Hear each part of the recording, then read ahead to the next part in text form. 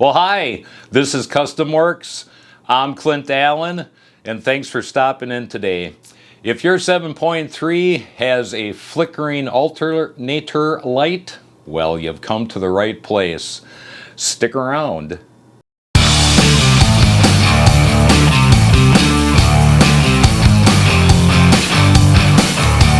we go. The f you doing? It's supposed to be a... Well, thanks for sticking around through that. Flickering battery light while under acceleration, and it goes away when you take your foot off the accelerator.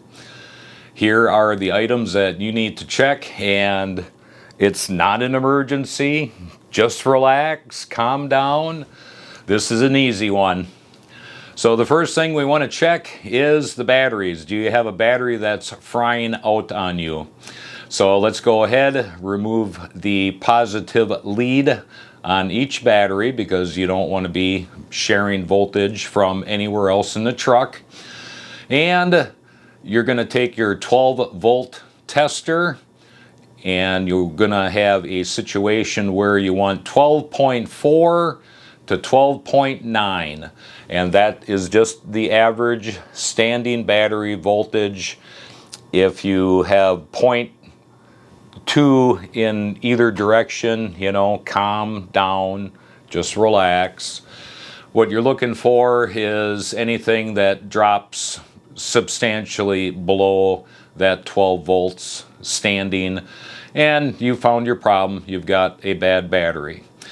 If you want to learn more about alternator upgrades and about what type of batteries that you should be putting in your 7.3, somewhere up over here, possibly, might be a banner taken to a video that you'll be able to learn a lot about alternator upgrades and what batteries you should be using.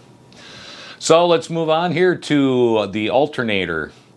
The alternator itself, let's do the test on that, and what we want to do is start the truck up, turn on the headlights, go ahead, turn the blower motor on for the fan, heater, air conditioning, depending what time of the year it is, but let's get her rocking at maximum. And let's test that alternator. Let's get a good ground at the battery, and on the back of the alternator, let's hit that with that 12 volt tester. And we should be averaging 13.5 to 14.5. And the same applies here. Calm down. If you're 0.2 to 0.3 in any direction, you know, just relax. These are just average numbers. So if you're pulling good power off of the alternator, the item that you want to check next, and usually which is the highest probability, is your connector going to the alternator. Those two little wires with the vibration of the motor, and sometimes with the pulling of the wire, the end is going to break, and it usually is going to break right at where the wire goes into the plastic connector. Usually that's where the problem is, and go ahead and get yourself a new plug, and let's not be getting any of that Chinese, Japanese, Malaysian crap. Let's do the right thing. Let's get a Ford replacement plug, and let's get it soldered in there. Let's not be using any of those stupid clips or little clamps or anything like that. Let's get the wires stripped down. Let's get it properly soldered. And then what we want to do is make sure that we have the shrink tubing that has the sealer in it. So when you heat it up, it shrinks, and it has a sealant that completely seals that wire up.